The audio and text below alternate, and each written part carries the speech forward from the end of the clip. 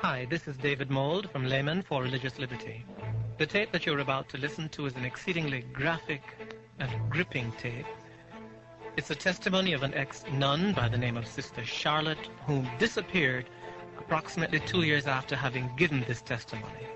If you have young children with you, you may wish to screen this tape and listen to it yourself before determining whether you want your child to hear the material that is on it. We're releasing this tape in Jamaica, not that we might engender any hatred toward the Roman Catholic Church or the Roman Catholic people, but rather that you might be educated as to the other side of Roman Catholicism. The Pope is coming sometime around October 12th, 1992. We'd like to flood Jamaica with copies of this tape that when he comes, some brave soul might be inspired to ask, "Well, John Paul, what can you tell us about Sister Charlotte?" To be forewarned is to be forearmed. You probably received this tape without paying anything for it. We wish to let you know that you have our permission to duplicate it as many times as you wish. But please do not charge. Give the tapes away. Spread them far and wide, that Jamaica might receive the education of a lifetime. Thank you.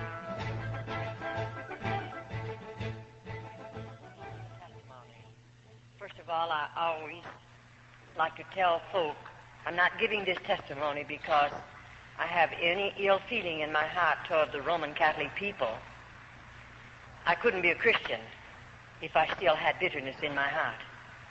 God delivered me from all bitterness and strife and delivered me out of all of that one day and made himself real to me in the power of the Holy Spirit. And so when I give this testimony, I'm giving it because after God saved me, he delivered me out of the convent and out of bondage and darkness. The Lord laid the burden upon my heart to give this testimony that others might know what cloistered convents are. And so as you listen carefully this afternoon, I trust I'll not say one thing that will leave any feeling in your heart whatsoever that I don't carry a burden for the Roman Catholic people. I don't like the things they do. I don't agree with the things that they teach. But I covet their soul for Jesus. I'm interested in their souls. I believe Jesus went to Calvary. He died that you and I might know him. And their souls are just as precious as your soul and my soul. So I'm interested. First of all, as we slip into this testimony, having been born in Roman Catholicism, not knowing anything else, not knowing the Word of God because we didn't have a Bible in our home, we had never heard anything about this wonderful plan of salvation. And so naturally I grew up in that Roman Catholic home as a child, knowing only the catechism, knowing only the teaching of the Roman Catholic Church.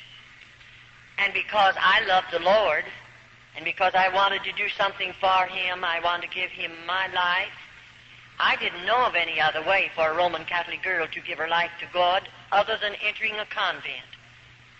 And through going to the confessional box where naturally I'm under the influence of my father confessor, the Roman Catholic priest, his influence over my life, one day I made up my mind through his influence and one of my teachers in the parochial school that I wanted to be a little sister. At that time I thought of being a sister of the open order. But as I went on into this, up until the time I took my white veil, 16 and a half years of age, everything was beautiful. I really didn't have any fear in my heart whatsoever. Everything was taught to me was seemingly along the line that I had been taught in the church before I entered a convent. And so one day, after making up my mind to enter a convent, I remember that particular day, two of the sisters came home with me from school. They were my teachers. And when we arrived at my father's home that afternoon, our father confessor was in the home likewise. I often say when I was a little girl, children were seen and not heard. You didn't talk when you was a child, at least you didn't in my family, in my home, unless you were spoken to. And I remember I listened to them carry on a conversation, and then I moved over close enough to my father to ask him if I could say something. That was a bit out of the ordinary, and he permitted me to talk. And I said, "Dad, I want to go into a convent. And I'll tell you, that priest took it up quickly. They had already been influencing me. And my father broke down and began to cry, not because he's sad, but he's very happy. My mother came over and took me in her arms, and she too wept tears. She was very happy.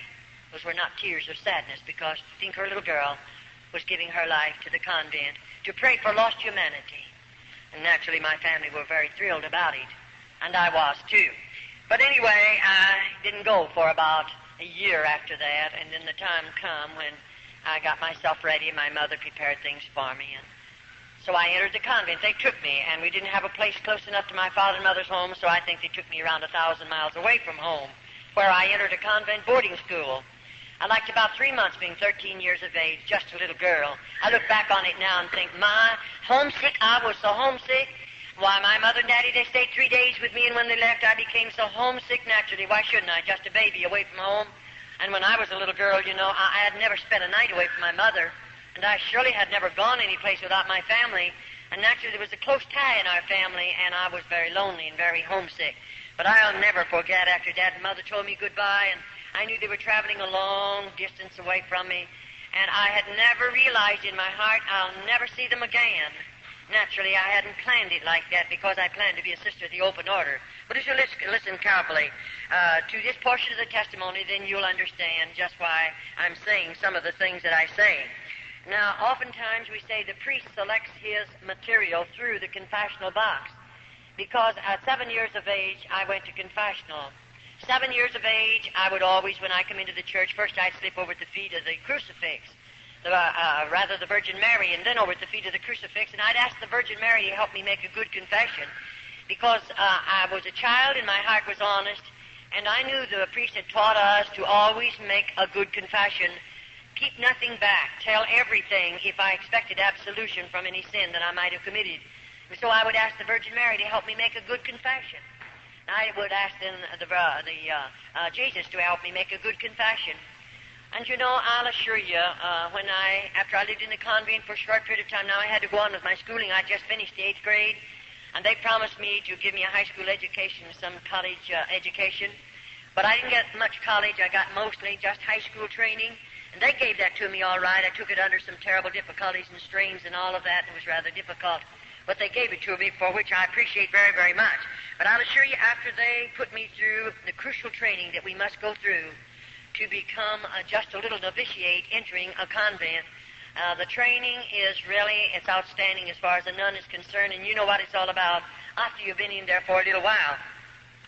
So now I've entered the convent, and for just a few minutes we want to tell you just a little bit how we live, what we eat, how we sleep. If I take you into the convent and tell you those things, you'll understand a little bit more about my testimony. First, as I entered the convent as this small child, I went on to school, but I was being trained. But the day came, possibly I was 14 and a half, when the Mother Superior began telling me about the white veil. And I didn't know too much about it, but taking the white veil, they told me that I would become the spouse or the bride of Jesus Christ. There would be a ceremony, and I would be dressed in a wedding garment. And on this particular morning, they told me at 9 o'clock, they would dress me up in a wedding garment. Now, you're wondering where that come from and how they get the wedding clothes for the little nuns? The Mother Superior sits down and writes a letter to my father and tells him how much money she wants. And then whatever she asks, my father sends it, and the little buying sister, goes out and buys the material, and the wedding gown is made by the nuns of the cloister. I'm still open order now. And, of course, whatever she asks, now you say, did they spend all the money for the wedding gown? Well, of course, we don't know these things in the very beginning of our testimony, but after we live in a convent for a little while, we learn to know they could ask my father for $100, and he'd send it. And not that they wouldn't use maybe a third of that for the wedding garment, but they would keep the rest of it. And my father would never know the difference, neither did I, until I lived in the convent for a period of time, and I had to make some of the wedding clothes, and then I knew the value of them and what they cost, and I knew of the money that came in because I was one of the older nuns. Well, all right, the time came, of course, when I walked down that aisle, and I was dressed in a wedding garment. Now, you know, in the convent, I used to walk the 14 stations of the cross, the 14 steps that Jesus carried the cross to Calvary. But after I had made up my mind to take the white veil, never again did I walk. I wanted to be worthy. I wanted to be holy enough to become the spouse or the bride of Jesus Christ. And so I would get out on my knees and crawl the 14 stations. It's quite a distance. But I crawled them every Friday morning. I felt it would make me holy. I felt it would draw me closer to God. It would make me worthy of the step that I was going to take, and that's what I wanted more than anything in the world. I would like to impress on your hearts, every little girl that enters the convent that I know anything about, that child has a desire to live for God. That child has a desire to give her heart, mind, and soul to God. Now, many people make this remark, and we hear it from various types of folk who say only bad women go into convents. That isn't true. There are movie stars who go into convents, and they've lived out in the world. No doubt they are sinners and all of that. But they go in when they're women. They know what they're doing. And they go in only because the Roman Catholic Church is going to receive not only thousands, but yea, it'll run up into the millions of dollars. And they don't mind who they take in if they can get a lot of money out of that individual. But the ordinary little girl that goes in as a child, she's just a child, and she goes in there with a heart and mind and soul just as clean as any child could be. I say that because sometimes we hear a lot of things that are really not true. Now, after we become the spouse of Jesus Christ, I want you to listen carefully to this, and then you can follow me into the rest of the testimony. We are now looked upon as married women. We are looked upon as married women. We are the spouse or the bride of Jesus Christ. Now, the priest teaches every little girl that will take the white veil, they'll become the bride of Christ. He teaches her to believe that her family will be saved. It doesn't make any difference how many banks they rob, how many stores they rob. It doesn't make any difference how they drink and smoke and carouse and live out in this sinful world and do all the things that sinners do. It doesn't make a bit of difference. Still, our family will be saved if we continue to live in the convent and give our life to the convent or to the church. We can rest assured that every member of our immediate family will be saved. And you know, there are many of little children that are influenced and enticed to go into convents because we realize it is a salvation for our families. And sometimes, even Roman Catholic families, the children grow up and leave the Roman Catholic Church and go out into the deepest of sin.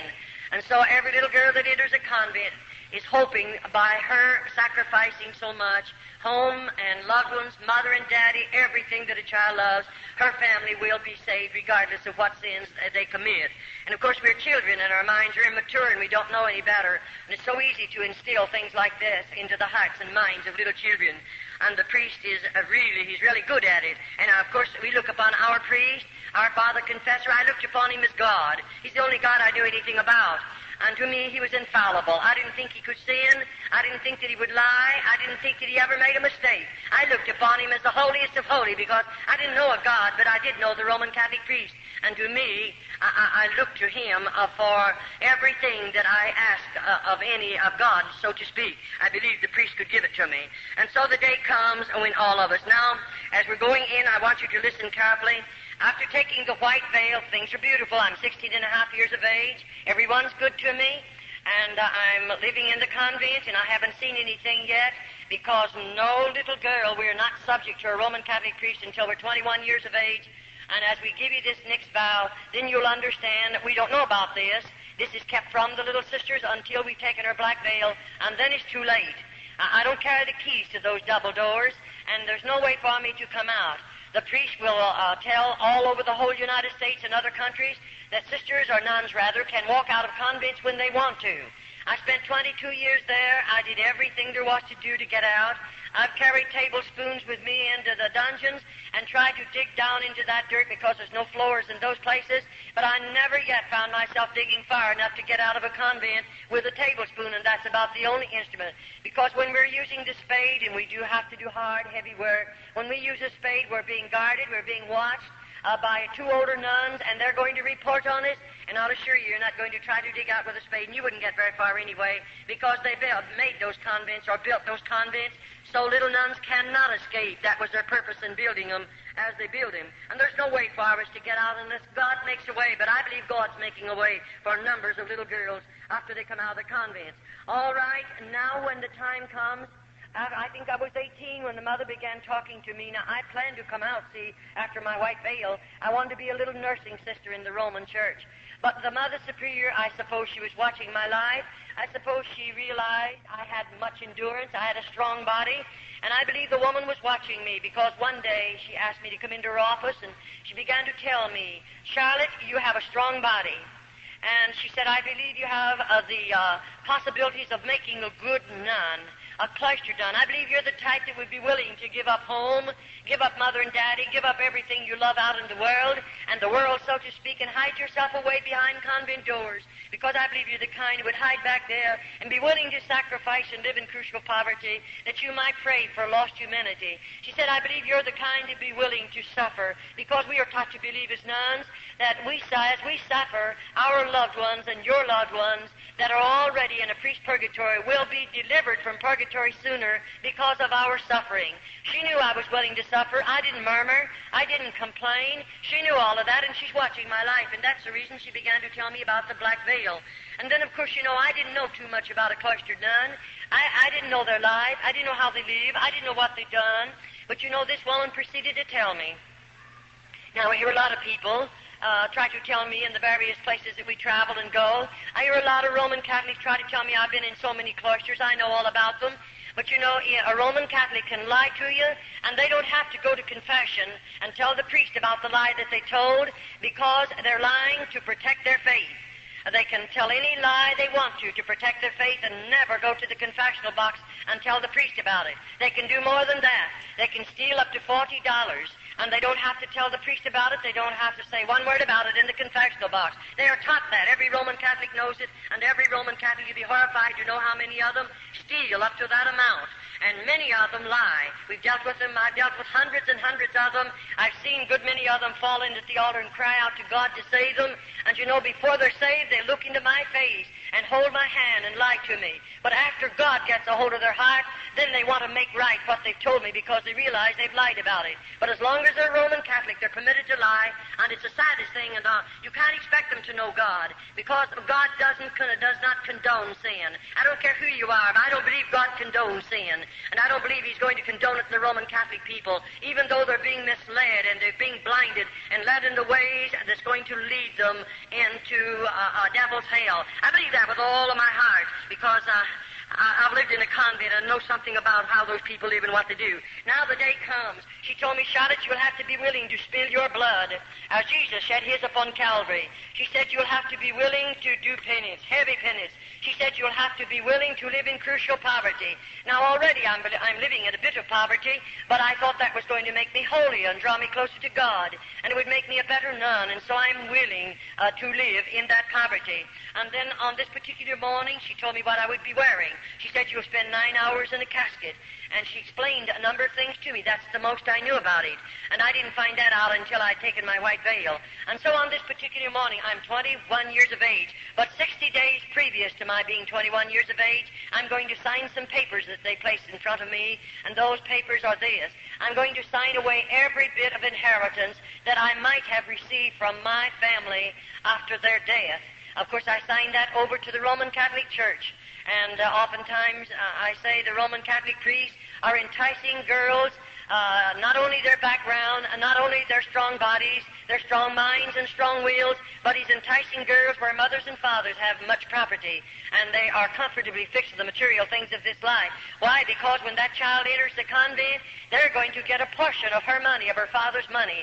And I often say, even salvation in the Roman Catholic Church is going to cost you plenty of money, more than you know anything about. And so they don't mind commercializing off of that child and the inheritance that would have come to her. And so on this particular morning, I told the Mother Spirit, give me a little while to think it over. She didn't make me do it. No one did. But I thought it over for a couple of years, and then one day I told her, I think I'm going to hide away behind the convent doors because I believed I could give more time to God. I could pray more. I maybe would be in a position where I could inflict more pain upon my body because we are taught to believe that God smiles down out of heaven as we do penance, whatever the suffering might be. And I didn't know any better because I often say, if you could only look into the hearts of little nuns, If you are a Christian, you would immediately cry out before God in behalf of those little girls, because to me we are heathens. It doesn't make any difference the amount of education we may have. We are still heathens. We know nothing about this lovely Christ, nothing about the plan of salvation, and we're living as hermits in the convent. And so on this particular morning, I come walking down an aisle again, similar to that, and may I say, the morning before, I can't go into it too deep because I never would be able to cover enough of it so you could understand it. But this morning, I'm walking down that aisle, but I don't have a wedding garment on. I have a funeral shroud. It's made of dark red velvet, and it's way down to the floor. And I'm walking down that aisle. Now, I know what I'm going to do. The casket is all ready made by the nuns of the cloister, very rough boards, and it's sitting right out here. And I know when I come down there that I'll step in that casket and lay my body down, and I'm going to spend 9 hours in there. And 2 little nuns will come and cover me up with a heavy black cloth we call a heavy drape mortelle. And you know, it's so heavily incensed that I feel like I'll smother to death, and I have to stay there. Now I know when I come out of that casket, I'll never leave the convent again. I know I'll never see my mother and father again. I'll never go home again. I'll always live behind convent doors, and when I die, my body will be buried there. They told me that, so I knew it even before I done it. It's a great price to pay, and then to find out that convents are not religious orders as we were taught and as we were trained. It's quite a disappointment to a young girl that's given her life to God and willing to give up so much and sacrifice so much. I'll assure you it was a disappointment. And so after I spent those nights, you say, what you do while you lay in that casket? What do you think I did? I spilled every tear in my body. I remembered every lovely thing my mother done for me. I remembered her voice. I remembered the gathering around the table. I remembered the times when she would pray with us. I remember the things that she said to me. I remembered what a marvelous cook she was. Everything as a little girl growing up in that home, I remembered it, laying in that casket, knowing I'll never hear her voice again. I'll never see her face again. I'll never put my feet under her table again, enjoy her good cooking. I knew all that. And so maybe for 4 hours I spilled all the tears in my body because it was so hard. And I knew I'd get homesick. I knew I'd want to see her someday, but I gave it all up. What for? For the love of God. I thought I didn't know any better. And I'll assure you those were 9 long hours. And then I seemingly got a hold of myself, and I thought, this, Charlotte, now you're going to make the best Carmelite nun, because everything I've ever done, even that I'm out of the convent, I do give my best. I try to give everything that I have in regardless what I might do. And so I did in the convent. I gave the best that I have. And I wanted to be the best nun that I could possibly be. And the Mother Superior knew that, and don't worry, the priest knew all about it too. Now I realize after I walk out of that casket or to come out of it, they're going to take me like this. Over here and right back here is a room. We call it the Mother Superior's room. Now, I've never been in that particular room, so I don't know what she has in there. But you know, when I walk in there this time, the Mother Superior sits me down in a straight-back, hard-bottom chair. And immediately then I'm going to take 3 vows of poverty, chastity, and obedience. And you know, as I take those vows, she opens a little place in the lobe of my ear and takes out a portion of blood, because I must sign every vow in my own blood. And after that happens, then I'm going to take the vow of poverty. Now, when I sign that vow, I sign it thus, that I'm willing to live in crucial poverty the balance of my life as long as I live. And what that poverty is like, of course, we don't know. And then my next vow, I'm going to a vow of chastity. And you know, this vow, of course, you know what it means. I'm taught to believe that I'm married to Jesus Christ. I'm his bride. I'll always remain a virgin. I'll never legally marry again in this world, because I have become the spouse of the bride of Jesus Christ. After the bishop married me to Christ, he placed the ring on my finger, and that meant I'm sealed to Christ. I'm married to him, and I accepted it because I didn't know any better. And now here I am, taking a vow that I would always remain a virgin because I'm the bride of Christ. And I want you to listen carefully.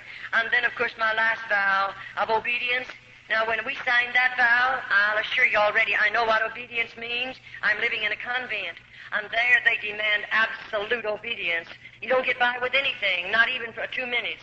I mean, you don't get by with it. You have to realize what obedience means, and they demand it, and you learn to know it, and you're much wiser the more quickly you learn it and you obey it, and you give them absolute obedience. All right, now, What does it mean to assign vows like this? Let me tell you this. It means more than you folk will ever know, because most people that I know anything about, they know very little about obedience.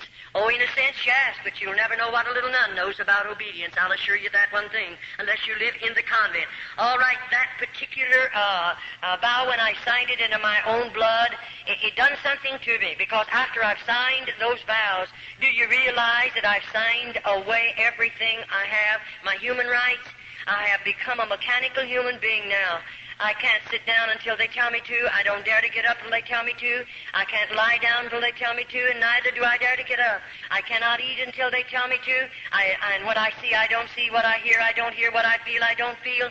I've become a mechanical human being, but you're not aware of that until you have signed all these vows. Then you realize, here I am, a mechanical human being, and of course I belong to Rome now. I'll assure you that right now. All right, we become, after this particular vows, we become forgotten women of the convent. In just a short while, you'll understand what I'm talking about. Now, immediately after I've taken those vows, then the Mother Superior is going to take away from me my name and give me the name of a patron saint. And she teaches me to believe that whatever happens to me in the convent, I can pray to that patron saint, and she will intercede and get my prayers through to God, because I'm not holy enough to stand in the presence of God. It isn't wonder the dear little nuns can never get close enough to God. We've always been taught that we'll never be holy enough to stand in His presence, and we always have to go through somebody else in order to get a prayer through to God. And we believe it because we don't know any better. And so now all identification of who Charlotte was is going to be put away. It'll be taken away from me. And if you knew me and would come to the convent and call for my family name, they'd tell you there isn't such a person as that. I don't exist, even though I'm right there, because I'm writing under another name. Now the Mother Superior is going to cut every bit of hair off of my head, and when she cuts it with a scissors, she puts the clippers on it. And I mean, there's nothing left. I just don't have one speck of hair left on my head. And of course, if you could be a nun, you would understand the heavy headgear that we have to wear. It would be so cumbersome to have hair and so cumbersome to take care of it. We don't have any ways of taking care of it in the convent. There are no combs in the convent, and so you can imagine how hard it would be for us to take care of a head of hair. It's not necessary that we have a comb after they finish with us. All right, now, this is my black veil. These are my perpetual vows, we'll call them. I'm there, and I'm going to stay there.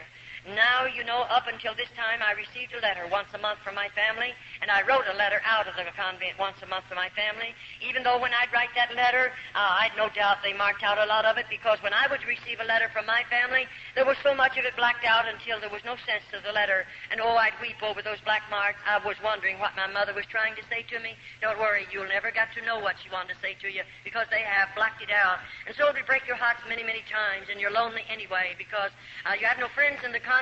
I'll assure you, even though there was 180 on my particular wing, not one of those nuns were my friend, and neither was I a friend to them, because we are not allowed to be friends in the convent. We are all policemen or detectives watching each other. That's so we'll tell. And the little nun that finds something to tell on the other nuns, she stands in good favor with the Mother Superior. And then the mother teaches that nun to believe. When she stands in good favor with the Mother Superior, she's standing in good favor with God. And so that little nun, of course, will want that, and she'll tell a lot of things maybe that are not even true on the other little nuns. All right, now after all of this has transpired and all of this has happened, everything I have is gone. I've sold my soul for a mess of theological pottage, because not only are we destroyed in our bodies, many of us in our minds, and many of us, if we die in the convent, we've lost our soul. And so it's a serious thing. And I surely covet your prayers for little nuns behind cloistered convent doors. They'll never hear this gospel. They'll never know the Christ that you folk know today. They'll never pray to Him as you people pray to Him. They'll never feel His blessings as you people feel them. And so put them on your heart and pray for them. They surely need much prayer. All right, now, as I walk into that room and all of this is transpiring, now bless your hearts, I don't know what's going to be in the next room. After this is transpired and I've taken the vows that I will always remain a virgin, I'll never legally marry in this world because I'm the spouse of Christ. And then after this, the Mother Superior leads me out into another room, or rather she opens the door, and I'm to be sent into that room. And when I walk out in that room, I see something I have never seen before. I see a Roman Catholic priest dressed in a holy habit, and he walks over to me and locks his arm in my arm, which he had never done in the first part of my convent life. I never had a priest to insult me in any way. I never had one of them to be even unkind to me in the first part of my convent experience. But here he is now, and of course I didn't understand what it was all about. And I didn't know what in the world the man really expected of me. And you know, I pulled from him because I felt highly insulted. And I pulled from him and I said, shame on you. And it made him very angry for a minute. And he said, immediately, the Mother Superior must have heard my voice because she came out immediately. And she said, oh, and they called me by my church name. She said, after you've been in the convent a little while, you won't feel this way. The rest of us felt the same way you do. And you know, the priest's body is sanctified. And therefore, it is not a sin for us to give the priest our bodies. In other words, they teach every little nun this. As the Holy Ghost placed the germ in Mary's womb, and Jesus Christ was born, so the priest is the Holy Ghost, and therefore it isn't a sin for us to bear his children. And let me tell you, that's what they come to the convent for. No other purpose in all of this world do priests come into the convent but to rob those precious little girls of their virtue. And I'll assure you, we'll be telling you a little later in the testimony just what they really do after they come in under those particular deals. But may I say, now every bridge has been burned out from under me. There's no way back. I can't get out of the convent even though I pled. Oh, how I pled with that priest. Send for my father. I want to go home. I don't want to go any farther. And let me tell you, that's when you stand alone and you don't know who to turn to, and you're a victim of circumstances, and you live in the convent because there is no other way to get out of the convent. And I'll assure you, I stayed in the convent until God made a way for me to come out.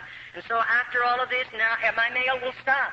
I'll never receive another bit of mail from my family. Never another letter. I belong to the Pope. I belong to Rome. And then after all of this, the Mother Superior, after taking these particular vows, and the priestess invited me to go to the bridal chamber. You say, did you go? No, definitely not. I didn't enter the convent to be a bad woman. It would have been much easier to have stayed out of the convent to be a bad woman. You wouldn't go into the convent and live in the poverty we live in and to suffer as we suffer to be a bad woman. No girl would do that. And it would have been much easier to have stayed out of the convent if I wanted to be a bad woman. But I went there to give my life and heart to God, and that was the only purpose I had in going there. And here this priest is, and of course I didn't go to the bridal chamber with him. I had a strong body then. One of us would have been wounded because I would have fought until the last drop of blood. And you know, it made them very, very angry, I'll assure you. But I didn't go to the bridal chamber with him. But now I'm going to have to go to penance the next morning. And of course this will be a heavier penance because of what I've done already. And when the Mother Superior says we're going to do penance the next morning, I'm going to be initiated as a Carmelite nun. And I remember when she walked me down into that particular place, it was a dark room. I remember I lived above on the first floor until my black veil. After the black veil, they take me one story under the ground. And I lived from there on until God delivered me under the ground. I didn't live in the top part of this buildings at all. But you know, as we walked into this room, it's dark and it's very cold. And when we walked in, we came from back there somewhere. We come walking toward the front, and I walked along beside the Mother Superior. And when I got near the front, I saw those little candles burning. Anywhere in the convent, you'll find the 7 candles burning. And when I came a little closer, I saw the candles, but I couldn't see anything else. And I wondered, what's she going to do to me? That's the thing in our hearts, and we can't get away from it because we have fear. And when I come a little closer, I saw something lying on a board there. And you know, when I came real close, then I realized, here's a little nun lying on that board. I'll call it a cooling board because it was that. And just as long as her body, and there she was, and when I could see where the candles flickered down on her face, I realized that child is dead. And oh, I wanted so much to say, how did she die? Why is she here? How long do you keep her here? But you remember, I signed away every human right. And so I can't say one word, but I stood looking. Then the Mother Superior said, you stand vigil over this dead body for 1 hour. And at the end of the hour, a little bell is tapped, and another nun will come to relieve me. And may I say, I was advised every so many minutes, I have to walk out in the front of that little body and sprinkle holy water and ashes over the body and say, peace be unto you. And I did exactly what they told me to do. Oh, it was a terrible feeling. I'm not afraid of the dead. It's the live people we have to be very cautious about. And I wasn't afraid of that little dead nun, but oh, my heart ached for her. And, you know, after the bell tapped and I realized my hour's gone, the nun who comes to relieve us comes back here somewhere. And she, of course, we walk on our tiptoes. No noise is made in the convent. And when they don't speak, they just touch you. And, of course, my being down there with that little dead nun, and I was full of fear, when that girl laid a hand on my shoulder, I let out a scream, a horrible scream. from fear, just fear. And you know, I didn't mean to do it. I didn't break that rule on purpose, but I was scared. And immediately, of course, I had to come before the Mother Superior, and that's when I first learned to know, one of the first times, about a dungeon. They didn't tell me there were dungeons in the convent, and she put me in such a dirty, dark place with no floor in it for 3 days and nights, and I didn't get any food and any water. And I'll assure you, I didn't scream anymore. I tried so hard not to break the rules of screaming, because there is a dungeon, and I know they'll put you in it. And let me tell you right now, it's not a nice place to be. After you've been in one of those places, you'll know what it feels like. All right now, I say this before I go any farther, that popery is a masterpiece of Satan. I said it's a masterpiece of Satan, with its lying wonders and its traditions and its deception. It's a terrible thing when you know about it. And so as I come down into this room, and she took me, let me look at this little girl, and that particular, if we call it a penance, is over. Now, the very next morning, she said again to me, Charlotte, you're going to do penance. Not the next morning, it was 3 days after, because I spent 3 days and nights in the dungeon. The next, fourth, fifth morning, whichever it was, she said, you're going to do penance. She took me down into another room, not the same room. And when we come walking down this time, I could see that big piece of wood, but I didn't know what it was. And when I came a little closer, there was a cross. It was made of heavy timber. I might say it was maybe 8 or 10 feet high, very heavy. And that cross was sitting on an incline like that. And she had me walk over here at the base of the cross, and she said, now strip your clothes off. And I took my clothes off. And then she made me, down to my waistline, then she made me drape my body over the foot of that cross. And she pulled my hands underneath and bound them to my feet. And then, you know, that's where I'm going to spill my blood. And she had not told me how, and neither could I ask how I would spill it. And she gave 2 little nuns that came with her a flagellation whip. It's, I might call it a bamboo pole. It's about this long. It's about that big around. And it has 6 straps on it about this long. And on the end of either of those straps, there's a cross piece of sharp metal. And those little nuns, either was given one of these whips. And they stood on either side of the cross. Now, at the same time, those girls began whipping my body. And I mean, when that metal hit my body, it would break the hide, of course. It would cut into the flesh, and I spilled blood, and it was running down to the floor. That's my flagellation whipping. That is where I spill my blood, as Jesus shed his upon Calvary. And, of course, I'm human. It wounded. It hurts. It was very painful. After the whipping is over, they don't bathe my body. They put my clothing back up on my body, and I have to go the rest of the day. When the night comes and I stand in front of my cell there, after we have to stand there 2 undressed with our backs to each other, and then when I went in, I couldn't sleep that night. I just wasn't a bit sleepy, because I couldn't take off all my clothes. They had dried in those wounds, and it was terrible. I didn't take them off for several nights. And I'll assure you, when I came before my food, I didn't want my cup of black coffee. In the morning, we get a cup of black coffee. They serve it to 10 cup, and we can have no milk or no sugar of any type in it. And we have 1 slice of bread. That's made by the nuns of the cloister. They weigh it. It weighs 4 ounces. That's all I get for breakfast. And then, of course, in the evening, I get a bowl of soup, and that's fresh vegetables cooked together. There's no seasoning in the soup whatsoever, and a half a slice of bread, and 3 times a week they give me a half a glass of skim milk. That consists of my food 365 days in the year. And I began losing weight very rapidly, I'll assure you, because I didn't have enough food to eat. I don't know the day that I went to bed without a hungry stomach. Sometimes it would be so hungry I couldn't sleep. The pain was gnawing. You can't hardly stand it. And you know, you're only going to get that 1 slice of bread the next morning. That doesn't fill you up. And of course, we have to work hard all day long. And I'll assure you, those little nuns, as I covet your prayers for them, they need your prayers in more ways than one, because you'll go to bed with a full stomach tonight. And you're very comfortable right now, but I'll assure you there's not one of them that's comfortable. They're hungry, and they're sick, and they're wounded, and they're hurt, and they're heartsick and homesick, and discouraged, and worst of all, seemingly they have no hope. No hope. You and I are looking forward to the day when we're going to see Jesus.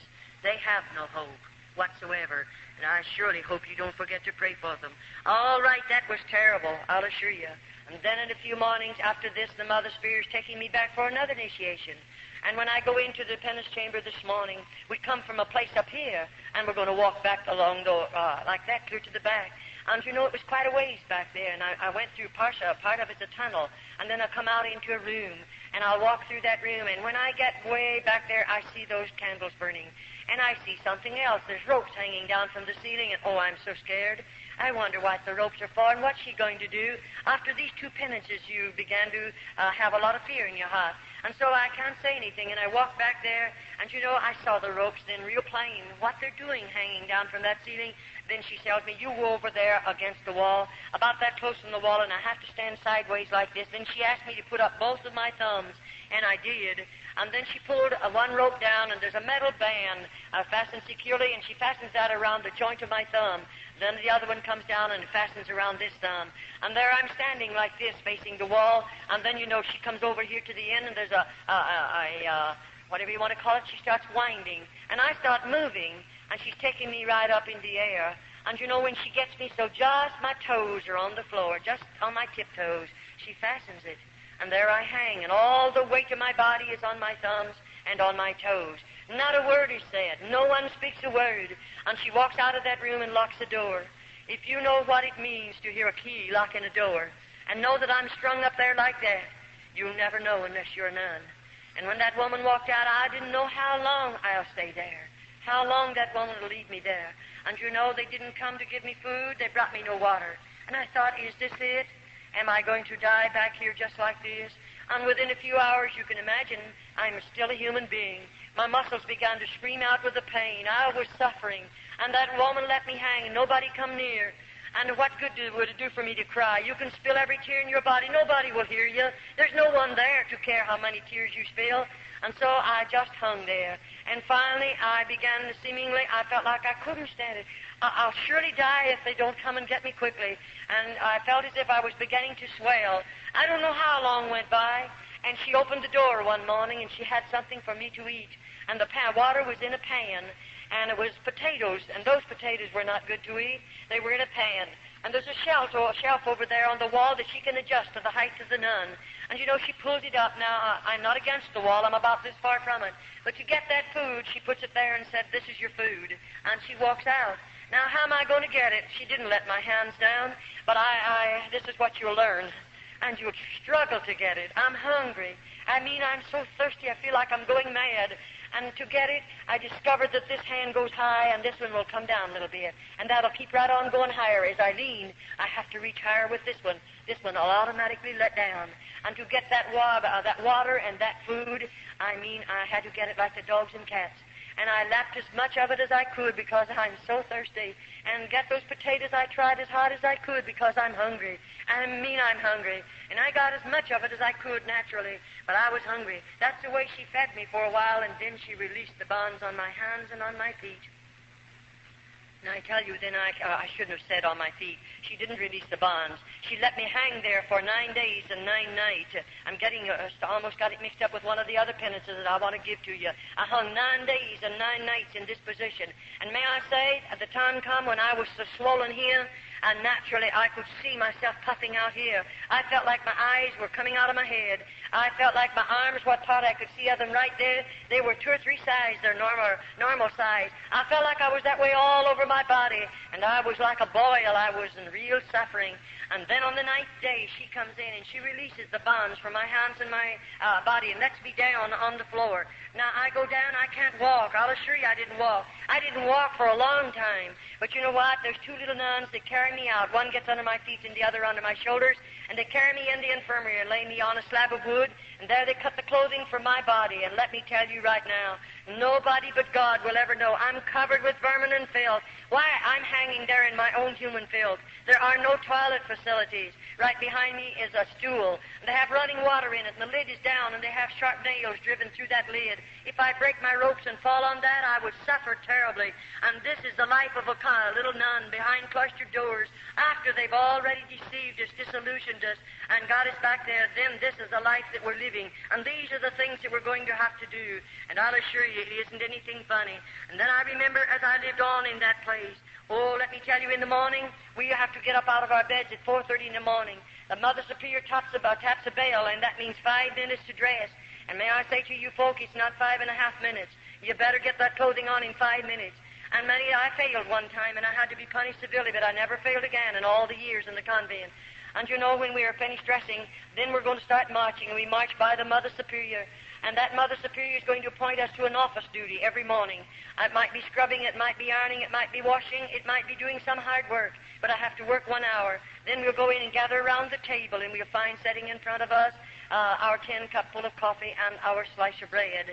And then, of course, we have hard work to do. We have, I think there was 12 tubs in the convent that I lived in, and we wash on the old-fashioned washboard. We have the old sad iron that you heat on the stove. And you know, it wouldn't be so bad if we just had our own clothing in the convent, but the priests bring great bundles of clothing and put them in there because they can get them done for nothing, and we have to do that clothing on top of it. We work very, very hard, and they're not able to work because they don't have enough food to keep body, mind, and soul together. And those little girls are living under these particular circumstances. Well, I say we're women without a country, and I mean just exactly what I say, women without a country. Now we belong to the Pope. Anything they want to inflict upon my body, they can do it. And all the howling I do, if I should howl, it wouldn't make any difference because nobody's going to hear me. And they have no idea that I'll ever leave the convent. The plan is I'll die there and be buried there. Now you say, Charlotte, can you go into the convents? Any one of you folk can go into an open order convent, or I mean a closed convent, into the speak room. And there is an outside chapel that you can walk into, of any that I know anything about. But you know, you just go in there and wander around to have some place to go, because you might meet something you're not expecting. If you go in there, you go prepared to take food to some little girl that's in there, and be sure that you know who you're taking it to. And when you go, as you walk up toward the front of the building like this, you'll see a bell, and you'll know what to do because it'll tell you. And you press a button there, and there'll be a gate swing out. It has about 3 shelves on it. And, of course, you've brought something for someone that you know in the convent. It might be the mother coming to visit her daughter. And you know, when that bell is tapped, the Mother Superior is back here behind a big black rail. Now, that's a big iron gate there, and there's heavy folds of black material clear across there. And you can't go back there. You'll never see the Mother Superior, but she'll answer you through the black rail. And you might say, I brought some homemade candy for my daughter, and you might ask the Mother Superior to let you speak to her. You can't see her, but you could speak to her. You know, the mother will call that lovely little girl and call her out on the other side of the rail. Of course, you can't see her. And you know what? The mother will speak to her and say, honey, are you happy here? And that little nun will say, Mother, I'm very happy. You say, why did she say that? Well, bless your heart, don't you know the Mother Superior is standing there? And if we didn't say that after our mother is gone, then only God knows what the Mother Superior will do to the little nun. And so we must lie to our mother. And then the mother will say, do you have plenty to eat? And that little nun will answer and say, we have plenty to eat. But I'll tell you, that mother will go home. She'll prepare a lovely meal for the rest of the family. But if she could look in and see our table and see what her little girl is eating, if she could look into her little girl's eyes after she's been there 3 or 4 years, baby Jesus, and there's the crucifix, and then we have a prayer board. And by the way, I'll assure you folk that you'll never want to kneel on our prayer board. We kneel on it every day if we are able to walk under our own power. It is a board about this height from the ground, and there are 2 leading up like this one, and this one is about that wide. I'm going to drop my knees down on it, and there's sharp wires coming up through that board, and then this one up here I prostrate my arms on, there's going to be sharp wires. After all, I told you we were going to suffer. We were going to do penance, and this is a part of my suffering. And as I kneel on that prayer board, I'm praying for lost humanity, and I'm believing as I suffer that my grandmother will be released from a priest's purgatory sooner because of my suffering. And I'll kneel there longer sometimes. Oh, it's terrible, but we don't know any better, so we do that because that's all that little nun does know, and we believe it. And there we are, and we are locked in our cells. Every night the key is turned in those doors. We can't get up and come out of there. And then more than that, 7 minutes of 12. We go to bed at 9:30, the lights are out. 7 minutes of 12, there's 2 little nuns appointed to unlock every door. Every little nun again gets on her feet, dresses in full dress, goes into the inner chapel, and there we again pray 1 hour for lost humanity. We don't get very much sleep, that's why, and we don't have enough food, and we work hard, and we suffer much. That's why our bodies are so broken. That's why we seemingly don't have enough strength to carry on after we live there. But I'd like to say this to you as I go, before I go any farther. Now, I did those various things we are taught to believe, that as we spill our own blood, now we must do this. As I whip my body, if I torment it or torture it in any way that I spill blood, I'm taught to believe that I'll have 100 less days to spend in purgatory. Now, you know, we have no hope. Those little nuns don't look forward to anything. You may think they do, but we don't. Why? After you live in a convent 10 years, I began to realize the Virgin Mary is just a piece of metal. She's a statue. I began to realize St. Peter is just a statue. I began to realize that the statue of Jesus is just a piece of metal. In other words, we come to the place to believe that our God is a dead God. And I'll assure you, after you live in a convent long enough, not at first, oh no, but after we've suffered enough, after we've seemingly fallen down at the feet of those statues and spilled our tears on them and have begged them to intercede and get a prayer through to God, and years go by of whatsoever, a parent won't even know when they're dead. So who's going to pray us out of purgatory, or rather buy us out of purgatory? No, we realize after we're in there for a period of time that there is no purgatory. And of course, you know there isn't, and I know there isn't. And there is no purgatory. The only purgatory the Roman Catholic people have is a priest's pocket, and they're filling his pockets with coins in order to pray for the dead. And may I say, there are thousands and thousands of Roman Catholics. In the month of November, may I say to you, in United States, 2 years ago in the month of November, the Roman Catholic priests praying masses for the dead of the Roman Catholic people in this country in 1 month collected $22 million for masses said for dead Roman Catholics. That's just a little idea, or sample of what's going on in this country. And still there are thousands of mothers that will work their fingers to the bone to go over there and give the priest another $5 to say a mass for a loved one that's in a purgatory, because that mother believes there is a purgatory. In the convent they have a painting of purgatory, and there's nothing in the room but just that painting. And you know, every Friday we have to walk around that painting. And when we walk around it, I wish you could look at the little nuns' faces. What do I see? The painting, as you would walk around it, looks like it's a big, deep hole out there, and there are people down in there, and the flames of fire is lapping around the bodies of those people, and their hands are outstretched like this. And the mother will say to the little nuns, you better go and put another penance on your body. Those people are begging to get out of that fire. And because we're heathens, we don't know any better. I might go someplace in the convent, and maybe I'll burn my body real bad. Maybe I'll torture it some way and spill some more blood, because as I suffer, I believe they're going to get out of that place where a priest puts them. And there are millions of people, so to speak, in purgatory that your priest have put there. And when he knows that it's the biggest fraud there is in the world, he knows there's not a bit of truth to it. And bless your heart, I often say, you take purgatory and mass away from the Roman Catholic Church, you'll rob her of 9/10 of her living. She'll starve to death if you would take it away from her. She commercializes not only off of the living, but off of the dead, and on it goes. All right. It doesn't bother a Mother Superior to take one of those dear little girls. And may I say, you know, when the priests come into the convent, they come as our father confessors. Once a month we go to confession. And we don't want to go, don't you worry. I many the time have got in the very back row. I didn't want to go in there. I know who's out there. One of them, I may not know the particular man, but I know he's a priest. And I know those priests. I certainly have seen them enough. I've lived there long enough. I certainly have had contact with every one of them. And I'll assure you this one thing. I don't trust one single one of those in the convent. Now, we're not telling you about every priest. I don't know all the priests. I'm just talking about the convent in my personal testimony of convent life. And you know, we know something about what's out in that room, and here we are. We know we're going to confession today. It may take all day long, and here he comes. And I have never seen a Roman Catholic priest come into the convent that I was in without intoxicating liquor under his belt. And I say, a man or a woman, regardless of who you may be, when you get liquor under your belt, you're not a man, neither are you a woman. You become an animal and a beast. And so we have a beast sitting out there. There's a straight back hard-bottom chair, no other furniture but the crucifix and the Virgin Mary. But here he is sitting on that chair right out there in the middle of that room. Now here a little girl has to walk out there alone, and she has to kneel down. Think of it. Why, bless your heart, I really sometimes, I'm saved now, I'm out of the convent, and I now look back at that Roman Catholic priest, and I often say, I'm sure he was a twin brother to the devil, because he's full of sin. He's full of vice. He's full of corruption. And we go out there and kneel down at his knees. Now, you're a lucky girl if you get away from that man without being destroyed. Why, he's drunk. He's a beast. He's not a man. Oh, he has a holy habit on.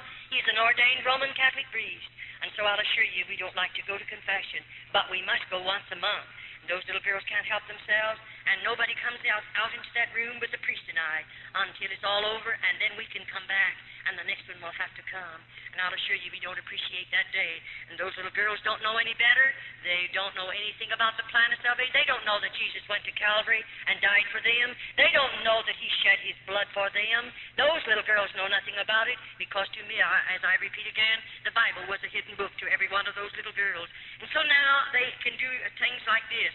Now, if a Roman Catholic priest comes into the convent, he may go to the Mother Superior and ask her to permit him to go into the cell where one of the nuns are. And you know that mother with her carnal mind and her carnal heart, and she's very hard and very carnal, and she is the mother many times of many illegitimate children. They belong to the priest. And you know, she'll take that priest and he's drinking. She knows it. They bring liquor in with them. Sometimes some of the nuns will drink with them, and the mother usually drinks with them. And it's really a terrible place. It is not a religious order. It does not live up to that name whatsoever. But here she brings that priest into one of our cells. Now, I wonder if you realize how serious it is. That Roman Catholic priest, he has liquor under his belt, we know that. But he has a big, strong body. He's had 3 square meals food every day of his life. He can eat all the food that he wants. But you know, there's a little nun that may have a broken body, and she may not have very much strength. And what did he come into that cell for? For nothing other than to destroy that little nun. I often say I wish the government could walk into a convent just about the time one of those priests are let in the cell. The mother will turn a key in the lock, and you're locked in there with that priest. Now, we have no way to defend ourselves, and I often say I have had to nurse those little girls. I'm an RN. I got my nurse's training by going through the tunnel over to through the hospital as I lived in an open order convent. But may I say, after that priest is taken out of there, if you could look upon the body of that little nun, she looks like something you've thrown out in a hog pen, and a half a dozen old sows have just mauled that child's body. And this is convent life. I can understand why your priests are calling over the phone every day or two and screaming their heads off because I'm in this city giving this testimony. But may I say to you, I don't mind if they continue to scream. I don't mind what they do. I'm not one bit afraid of them. I'll continue to give this testimony. As long as God gives me strength, I'll be giving this testimony regardless of your priests or your bishops in this country. I know what I'm doing. I know what I'm saying. And I'm not afraid of anybody in all of this world. I'm a child of God. And I believe God won't let anybody put a hand on me until my work is finished. And then I often say, I don't care what you do to my body after I leave this body. I'm sure I don't mind. And so I will continue to give the testimony regardless of what your priests think about it. Because I think God saved me to pull the cover off of convents. I believe he saved me to uncloak those places that are riding under the cloak of religion. I believe that with all of my heart. I'll assure you I do. Now, if I refuse to give my body, you know we're just supposed to give our bodies voluntarily to those priests. Many times the nuns are overpowered. But if I refuse to give my body voluntarily to them, then you know he becomes very angry, and he goes immediately to the Mother Superior. Then when 2 carnal minds come together, they can invent things that you and we don't have enough evil in our heart to invent things like that. We don't have enough sin in our lives to even think of such terrible things. And when those 2 carnal minds come together, the next time, I want you to know they're all ready. Now, the Mother Superior might say to me in a day or two, we're going to do penance. Now, the penance that they'll inflict on me is something that the Mother Superior and the priest has invented, and it can be very, very cruel. They might take me down into one of the dirty dungeons, and there's no floors in those places. And you know, they have a place down there. There are rods about 3 feet long. They have a burrow down into cement, and at the top of it, there's a ring about this big, sticking out of the ground. They have some leather straps fastened there. And when they take me down there, they put my foot, either foot through those rings, and then they strap my ankle securely. Now, I'm standing with my feet in those rings. All right, they're going out of there. They're going to leave me locked up in that place by myself, and it's a dirty place. Well, I might stand there for 2 or 3 hours if I have strength enough in my body. But what do you think is going to happen to me then? I can't stand any longer. Sometimes we faint. Sometimes we just become exhausted and we go down. But when I go down, he flips my ankles over like that, and I can't do anything about it. I don't have what it takes for me to get up. I may have to lie in that position for 2 or 3 days, and no one will come near. They won't give me a bite of food. They won't bring me 1 drop of water. But I must stay there. And the next thing you feel is the bugs crawling over my body and the mice running over me, and I still have to stay there. I can understand why they don't want me to uncover. They don't want the world to know these things are going on. No priest in this country wants it. And if he doesn't want the world to know it, then they better be pretty careful that nobody ever gets out of a convent after they spent a few years back back there. But may I say again to you, my God, He is greater than all the outside forces. My God can reach His hand over into those convents, this country, any other country, and make a way for a girl to come out, and He won't have to ask the bishop to help him. He won't have to ask the priest to help him. But God can make a way for us to come out. I'll assure you that. Well, on it goes. Then sometimes the priests come and they get angry at us because we refuse to sin with them voluntarily. And you know, after all, the nuns' bodies are broken after we're there a while. And many the time, to have him strike you in the mouth is a terrible thing. I've had my front teeth knocked out. I know what it's all about. And then we'll get you down on the floor and then kick you in the stomach. Many of those precious little girls have babies under their heart. And it doesn't bother a priest to kick you in the stomach with a baby under your heart. He doesn't mind. The baby's going to be killed anyway because those babies are born in the convent. Why wouldn't babies be born when you run places like this under the cloak of religion? The world thinks it's religious orders. And there are babies born in there. And most of the babies are premature. Many of them are abnormal. Very seldom do we ever see a normal baby. You say, Sister Charlotte, do you dare to say that? I most definitely do dare to say that. And I intend to keep on saying it. Why? I've delivered those babies with these hands. And what I've seen with my eyes and I've done with my hands, I just challenge the whole world to say it isn't true. And the only way they can ever prove it isn't true, they'll have to open, if they ever serve a summons on me and call me into court, I'll assure you this one thing. Convents are coming open. And then the world is going to know what convents really are. And they'll have to open them to vindicate my testimony, because I know what I'll do if they ever serve a summons on me. I've been before the highest laws we have in the United States. I know what I'm doing. I know what I can say, and I'm not one bit afraid to say it, because I've been a part of this. I've been connected with this system 22 years behind convent doors, and it is a terrible thing. After when that dear little nun, looking forward to that day when her precious baby will be born. Most of you, dear mothers, oh, you have everything ready. The beautiful nursery, all the baby's beautiful clothes are made. Everything is lovely. You're looking forward to that precious little immortal soul that's going to be born into your home. And everything is ready. And oh, I wish you could see that little nun. She's not looking forward to that. There won't ever be a blanket around his body. They'll never bathe that baby's body. But he can only live 4 or 5 hours. And then the Mother Superior will take that baby, put her fingers in its nostril and cover its mouth and snuff its little life out. And why did they build the lime pits in the convent? What is the reason for building them if it isn't to kill the babies? And that baby will be taken into the lime pit and chemical and lime is put over its body, and that's the end of babies.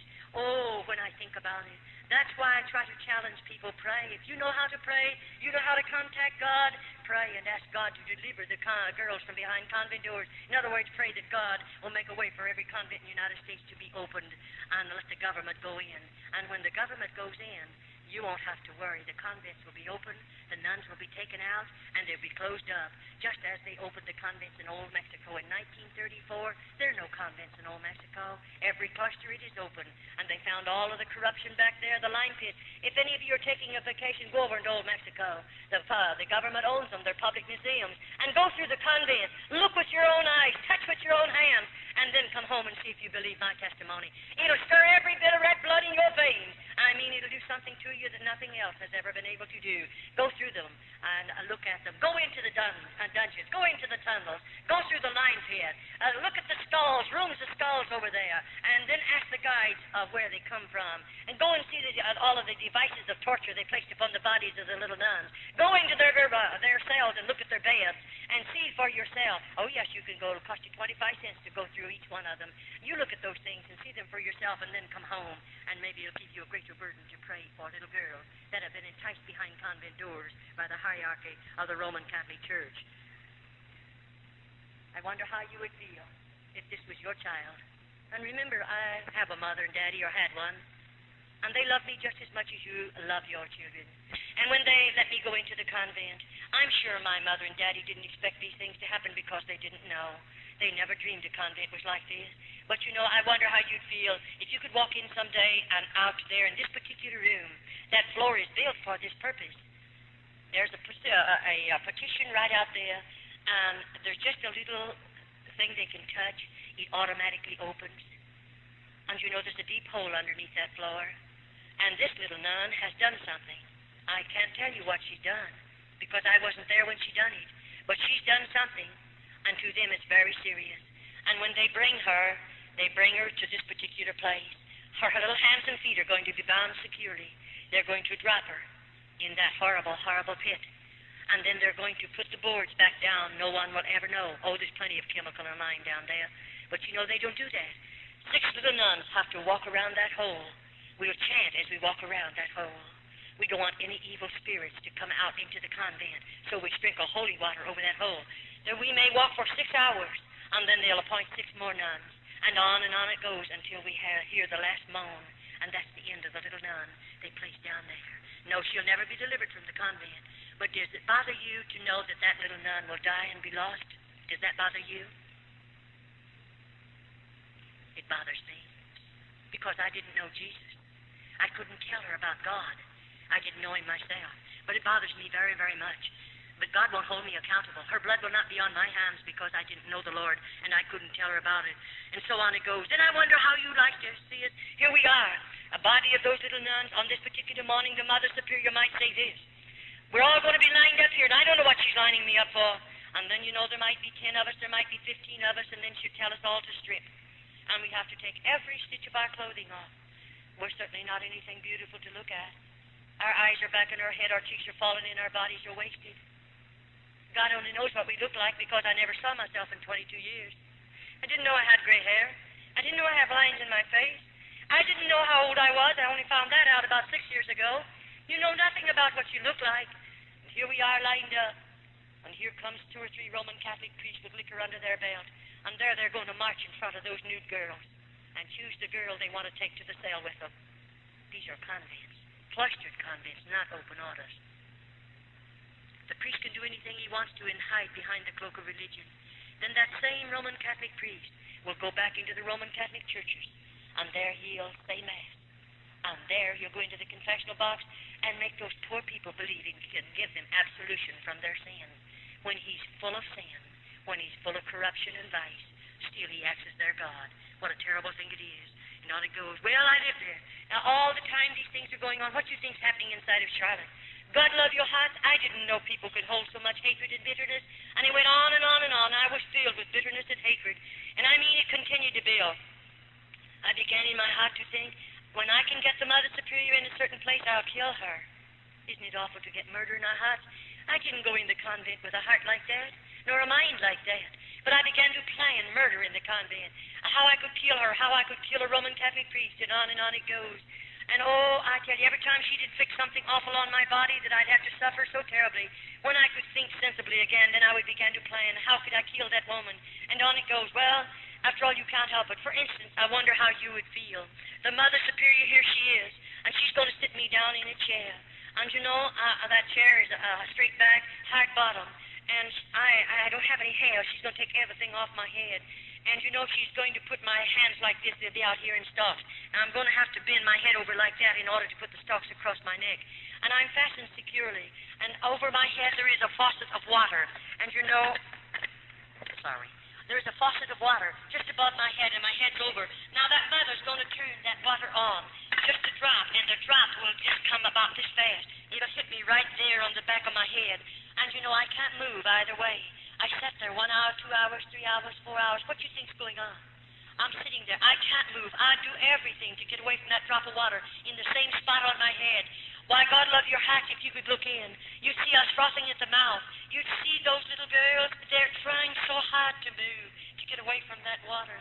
And they let us stay there sometimes 10 hours, all day long. Many, many times a little nun cracks up completely. She goes stark raving mad under this particular penance.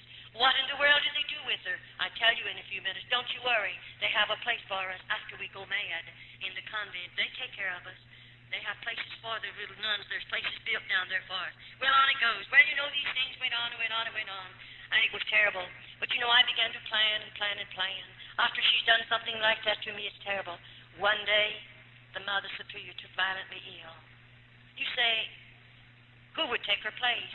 There are about 3, sometimes they have 4 older nuns, and they always pick the one that's hard, the one that seemingly is carnal, that one that has no conscience, to be a Mother Superior, and she works under this one. One day, if something happens to the main Mother Superior, another one will take her place, and on it goes. But you know, this particular day, they sent word to me. The Mother Superior, I was to come into her room. She's very sick. And quicker than lightning, I began to think, if I got in that Mother Superior's room, I know what I'll do. You know, after all, I'm a sinner. I'm a nun, but I'm a sinner. And I don't know God. And I have a lot of hatred in my heart. And I walk in that room. They have called in an outside Roman Catholic doctor. She's a very sick woman. And he has left all orders. And they left the medicine and everything. Now, I'm supposed to take care of her. And that was wonderful. I do take care of her. All day long, I did what they told me to do, what I'm supposed to do. And those particular tablets, I knew what they were, and I knew what they would do and what she was taking them for. But anyway, all day long, I gave her her medicine. I done everything I'm supposed to. All evening long. Why? I want to be sure what I'm doing. What I do, I have to be careful. And you know, I waited until 1 o'clock in the morning. Why? Because every night, those little nuns have to be gotten out of bed and go chant from 12 to 1, 7 minutes to 12 to 1. I thought I'll wait till all the nuns go back to bed, then I'm going to do something. And bless your hearts, after they were all back in their beds, I'll tell you what I did. I took 5 or 6 of those tablets. I was only supposed to take one in a half a glass of water ever so often and give it to her. But because of the type they were and what the type of tablet was, I knew what it would do. I put 6 of them in a glass of water and stirred them up. And I gave them to her. I knew she would go into convulsions. It would twist her completely out of shape. I knew that woman would suffer 1,000,000 deaths within 25 minutes. I knew that. And I thought, I'm going to watch her suffer because she has punished us. She has hurt us so many thousands of times. I'll watch her suffer. Isn't it terrible to think a child can live in a place like that long enough until she has the same kind of a heart almost the Mother Superior has? But that's what comes when sin gets in your life. And so I waited. You know, I gave them to her. And something happened to me. I got scared. And I looked at that woman, and she began to change color.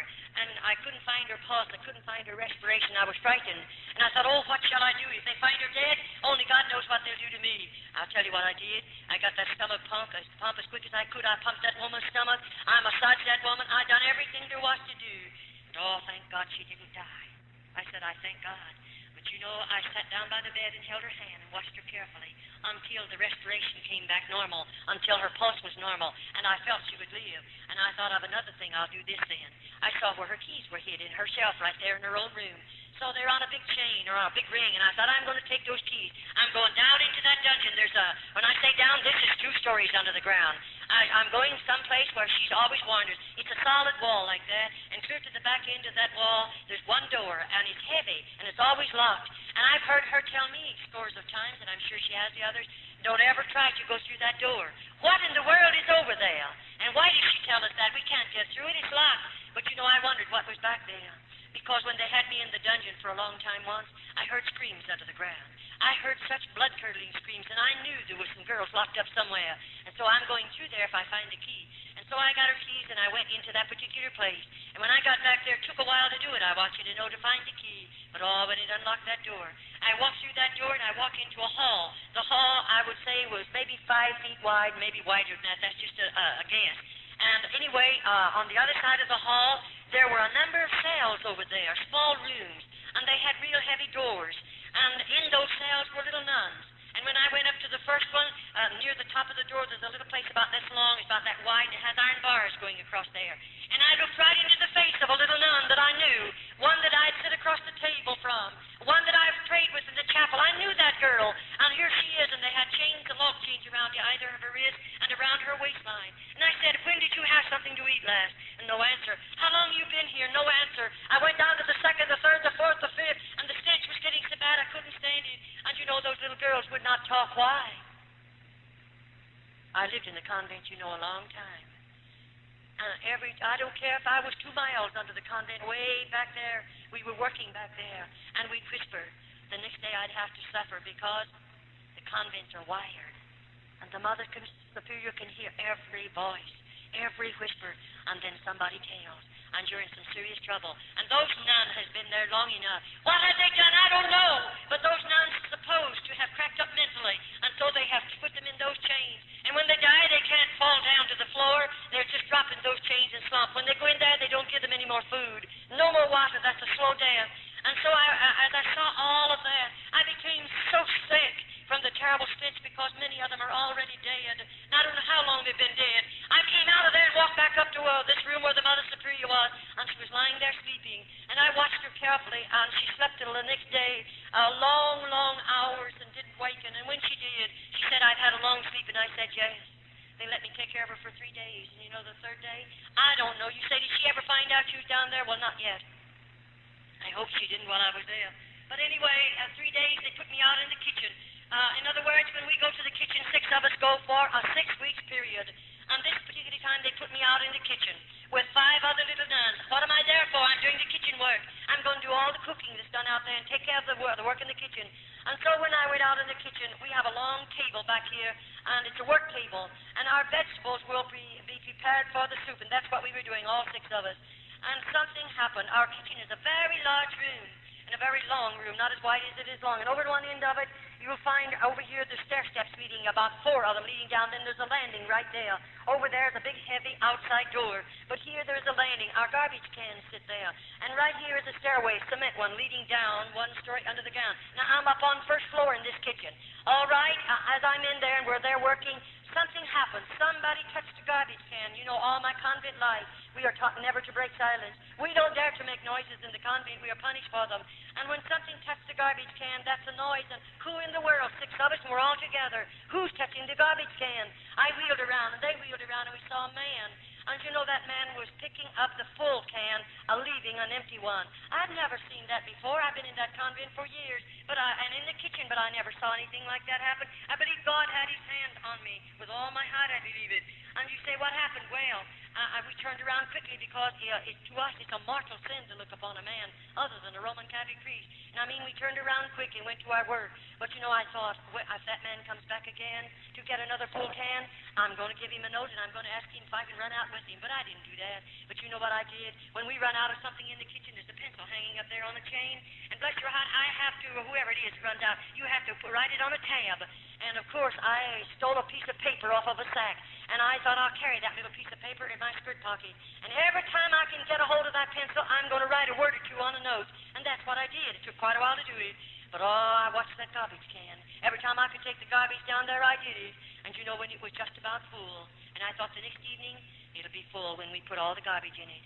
And so that afternoon, I broke my crucifix, and I laid it up on a shelf, and I had a hard time doing it because they're watching me. But I did it, and I laid it up on a shelf, and I did that to have a way to get back to that room, of course.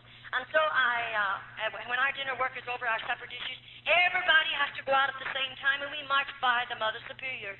And you know, when I marched by, I stopped and said, please, may I speak to you? And I did, and I said, Mother Superior, I broke my crucifix, and I left it in the kitchen. May I go for it? And of course, no nun goes without her crucifix. And she said, how did you break it? I lied to her. Everything she asked me, I lied to her. You say, why did you lie? She lies to us. And we're all sinners, so we all lie. And it doesn't make any difference in there. And so we lied. And I lied to her. And then finally she said, you go get the crucifix and come right back. And that's all I wanted anyway. I have to have a reason. You can't go back to the kitchen after you've left it. And so I didn't go for the crucifix, but she thought I did, and I run for this tin can. Why? That night when I put my garbage in there, I put a note right on top of that garbage and left the lid off, which I was not supposed to do. And you know, I said on the note to the garbage man, if you get this, won't you please help me out? Won't you do something to help the little nun down? I told him about those 19 cells down there and those 19 nuns in him. I told him about some of the babies that have been killed. I told him some other little nuns that are locked up in the dungeons and they're bound with chains. I told him a plenty. And I said, won't you help us? And if you will, please leave a note under the empty can. That's what I went back for. And when I lifted up the can and found a note, you don't know how I felt. I froze to the floor. I was so scared I didn't know what to do. I picked that piece of paper up and I read, and this is what that man said. I'm leaving that door unlocked. And I'll leave the big iron gate unlocked. You come out. Oh, let me tell you, that's almost more than you'd ever. Why, I never dreamed I'd get out of a convent. I never thought of ever getting out. I wanted out, but you say, oh yes, when I could collect myself.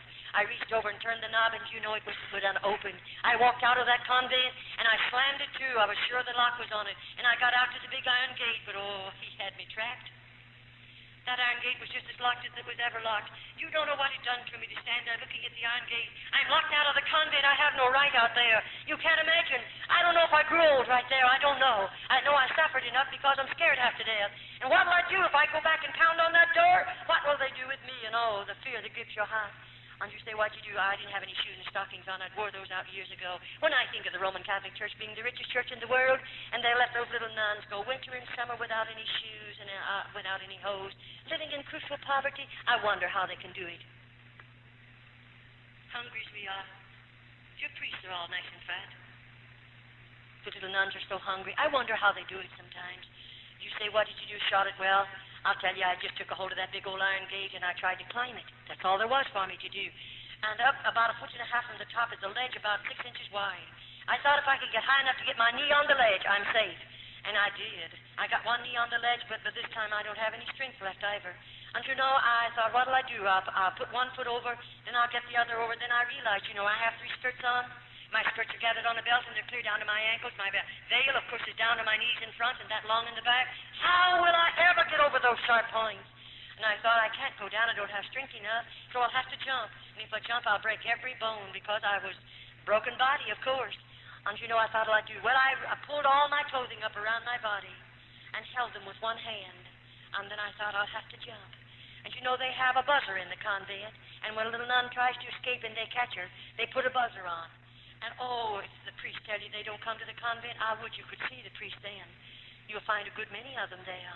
And they immediately are after that nun. They don't want her out. If she comes out of that convent, she's going to give a testimony someday. And it'll pull the cloak off of convents. And I'll assure you they don't intend for us to get out. And so as I let loose of that top of that gate and I made that jump, I just didn't make it. My clothing caught on top of those points and I hung there, but I'd let loose. And I often say, you know, I don't know what I look like. I didn't know I had gray hair. But I've often said maybe my hair turned gray there. Maybe you'll never know what I suffered hanging on top of that gate, knowing that buzzer can go on any minute, and then what would they do to me? I was scared. So I thought I tried to wiggle my body and to swing it. If I can get back far enough to grab the gate with one hand, maybe I can help myself, and I did. And then with the other hand, I tried to pry the snappers loose on my skirt, and that let me fall between them. Do you know what happened to me? I hit the ground. I was out. I was unconscious for a while. I don't know how long, though we have no way to tell. But when I came to, I had a shoulder broken and my arm was broken right in here. The flesh, the bone had snapped right through my flesh because I didn't have any meat on me. And I thought, what'll I do? And I realized I'm on the outside. And where am I going? Where do you think you'd go? I'm not in the United States. I'm in another country. And I don't know a thing about that country. When they took me over there, I was so heavily veiled. And they took me from that particular cart or train to the convent. I was so heavily veiled I couldn't see anything. And I don't know where I am. I don't know where to go. I don't know if I have any people. I don't know if I know anybody in the world. Now, I'm a pauper. I don't have any money, and I'm hungry. And my body's broken, and I'm hurt now. Where do you think you'd go? I tell you, it's something to think about. I just started away, but get away from the convent, and I did, and I started moving away. And all the leaves were falling, and they made so much noise, and I was scared, and I kept on moving. And finally, dark overtook me, or rather, there's no twilight in that part of the country. It just drops off into darkness. And, you know, I saw this little building beside the road, and I thought I'll crawl in. It was a doghouse or maybe a chicken coop or something, but it's dirty, and I crawled in there because I was shaking and scared. And I laid in there for a little while to get a hold of myself, and then I thought I'll have to travel. It's dark, and it's safer for me. So I got out and traveled that night, and the next day I hid behind pieces of board and tin that was piled up against an old building, and all day long imagine hiding in that hot place. And hungry as I was, with broken bones, do you realize what it was all about? No, you'll never know. But I do. And then, you know, when night came again, I have to go, because I'm going to get away from the convent. I'm afraid to rap on somebody's door. Remember, I'm scared. I don't know. I might rap on a Roman Catholic's door. They will immediately notify the priest and I'll be taken back to the convent. And I'd rather they kill me than take me back. And so I didn't. But I went on and on and on. And then the next day, I hid out in an old straw stack. And then that afternoon on the third day, I was scared then because this arm was swollen as tight as it could swell. And I was having to carry it in the other hand. And all my fingers began to turn blue, and I realized gangrene poisoning setting in. And, you know, I nobody to do anything for you. And I realized I'm going to die just like a rat beside the road. That's a terrible feeling. And I thought, what'll I do? I'll just get out and go a little sooner. Maybe I'll have to rap on somebody's door. And that's what I did. And I remember as I walked, I don't know how far, I saw this lamp. It was an old-fashioned lamp burning. Very poor house, no paint on it. And I knew those were poor people. So I walked up to the screen door, and I rapped on it. And a tall man came to the door. He was rather old. And I said, please, may I have a drink of water? And you know, that old man didn't answer me, but he walked back in the house and called his wife. And God bless her heart, she's like most old-fashioned mothers. She came to the door, and she didn't say, who are you, and what do you want? Thank God, there are a lot of good people in this world. That dear little woman just pushed that door open and said, won't you come in and sit down? Do you know that's the most beautiful music I've ever heard in my life? I should say I'll come in and sit down. And she pulled out a chair. And I sat down on it, glad to sit down. And you know, the house was poor. There was no rugs on the floor of any type. A tablecloth, red checkered tablecloth on the table, a little old stove over there in the corner, and there was a fire in it. And that woman put some milk in a pan and heated and brought it over to me. And you know I'm hungry. I don't have any manners. I forgot how to act. I forgot a lot of things in 22 years. And I grabbed that glass of milk all before she ever set it down, and I gobbled it down. I'm so hungry, I felt like I'm going stark mad. And I took it instantly, and the moment it touched my stomach, of course, I couldn't retain it. I lost it. I haven't had any whole milk in 22 years. You could understand why I couldn't take it. And she knew what to do. She went out in the kitchen, she heated some water, or rather over to the stove and heated some water. And bless her heart, she put sugar in that water and brought it over to me. And she sat down and gave it to me from a spoon. I took every bit of it. Oh, it was good. It was nourishing. And then the daddy walked over by me and he said, now tell us who you are and where'd you come from. I began to cry. I was scared then. I said, I run away from the convent and I'm not going back. And he said, what happened to you? And my hand was laying upon the table. And I said, well, I tried to get over the gate and I fell and I'm hurt. And you know, he said, we'll have to call a doctor. And bless your sweet life. Then I really became hysterical. I got up from the table. I was going to run back outside, and they wouldn't let me. He said, wait a minute, we're not going to hurt you. You're hurt. You have to have help. I said, I don't have any money, and I don't have any people, and I can't pay a doctor bill. Of course, I was just in a terrible mess, if you want to know it. And that man said to me, I'm going after a doctor. He said, and he's not a Roman Catholic. Neither am I. That dear man didn't have a car, but he hitched up a horse and buggy, and he drove 9 miles to get a doctor.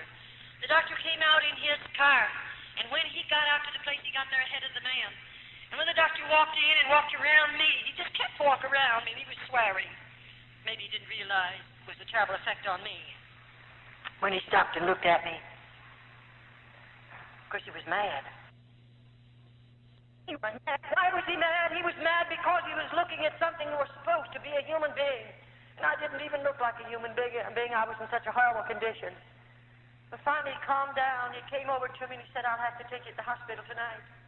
Oh, I became hysterical. I said, I don't want to go. Please don't make me go. And then he sat down carefully and took my hands. And he began to say, I'm not going to hurt you. You have to have help. And I want to help you.